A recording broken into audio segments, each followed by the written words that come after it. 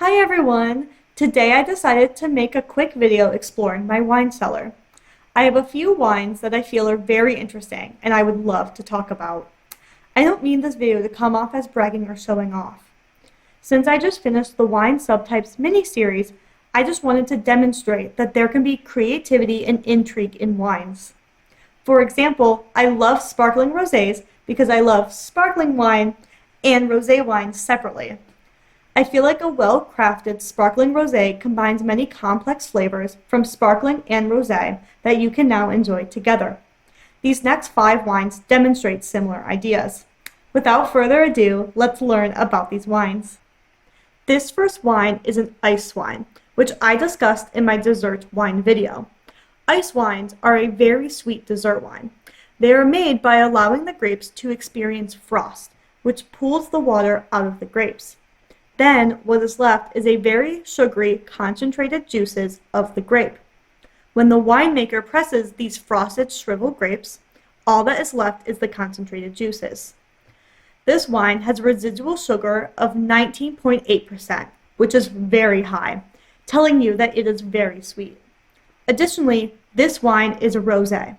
Rosé is made when grape skins are added back into the juice after the grapes are pressed. The skins marinate, causing the wine to become the darker pink color, while also adding additional flavors to the juice. Therefore, I absolutely love this wine. The fact that this winemaker was so creative to combine rosés and ice wines just blows my mind. Also, I find ice wines sometimes a little too sweet.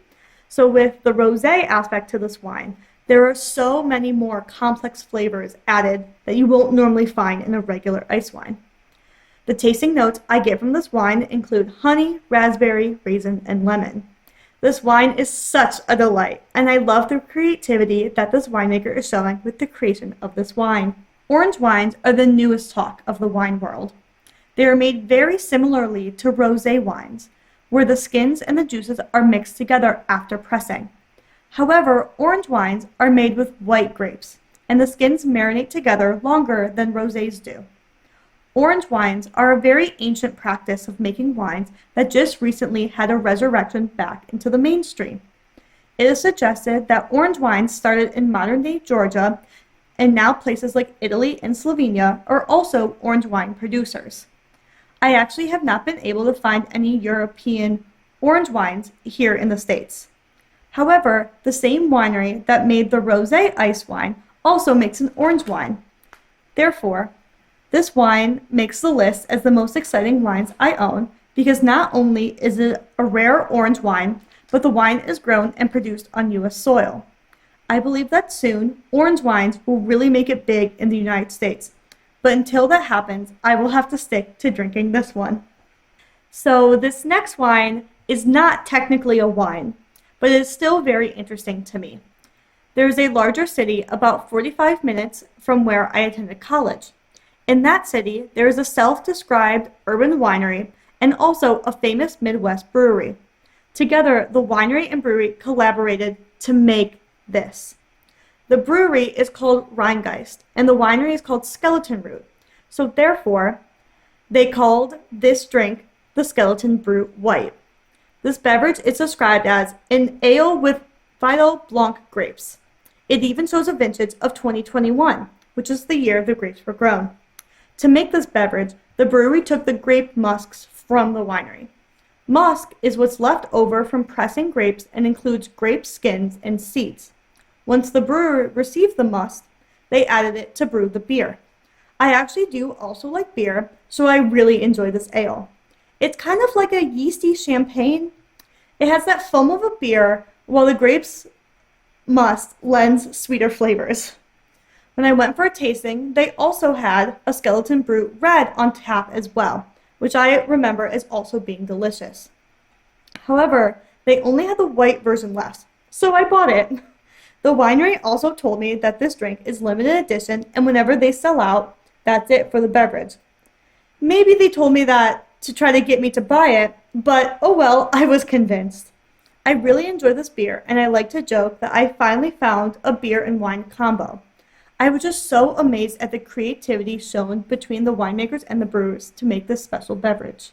This next one isn't necessarily a creative wine, as the last three have been, but I still get excited to talk about these wines in my collection. I grew up in a semi-rural town in a Midwest state. About 20 minutes from me is a cute little downtown area, and there was also an awesome wine shop. Every Saturday from 1 until 4, there's a wine tasting where you can try 4 wines for $10. Honestly, I think it's a steal, and I love to go whenever I'm visiting back home. One time, my boyfriend and I decided to go. When we got there, we noticed that the tasting wines were all from one winery. Usually, the tastings will be from different wineries, and often the wines are even from different regions from each other. Long story short, the winemaker himself flew in from California to do the tasting. I was so amazed to taste his wines and have him talk to us about how he made each specific wine. He told us about how he grows the grapes as well, and his fermentation equipment and techniques for creating the wines. You could tell he was so passionate about his wines, which just really elevated the experience for us. For $10, having the winemaker himself serve us the wines, I felt so pampered. Since my boyfriend and I really enjoyed the wines, we bought a few bottles from him. I got the Central Coast Chardonnay, which he wrote to Savannah, drink me, and signed his name. My boyfriend got a Pinot Noir and a Cabernet Sauvignon, which the winemaker also signed. We have both agreed that once we finish these wines, we are keeping the bottles as a keepsake. Who thought in a small Midwest town, the Californian winemaker would be conducting the wine tasting himself? It was such an awesome experience, and my bottle is always a talking point when I display my humble cellar of 16 wines. This last one is a rare find in my country, which is the United States. Port is a type of fortified wine, which is when the fermentation is ended when a distilled spirit is added to the wine. I have a whole video on fortified wines, which I will link here. Port is the fortified wine of Portugal, and is usually a red wine. However, a few producers make a white port, which I was able to get my hands on. I'm so excited to try this wine, but I'm also excited to make a cocktail with it. In Portugal, there is a famous aperitif cocktail called a port tonic. A port tonic is a white port with tonic water. Sometimes flavorings like an orange wedge or mint sprigs are also added. I have never had a wine cocktail, and I've heard that port tonics are super good. White ports have been on my radar for so long. Therefore, I'm very excited to have found this wine to try both alone and to try my hand at mixology. These wines have really supplemented my knowledge when it comes to wines, and I hope they have for you too. I know this isn't my normal content, but I really want to talk about these wines. Maybe at least for myself as a memory. This also means that I can finally open them and not worry about having to make a video with them now. I hope you have learned how exciting wines can be. If you find any interesting wines, you should send them to me at savvysips1@gmail.com. I would love to see them. Safe and happy sipping!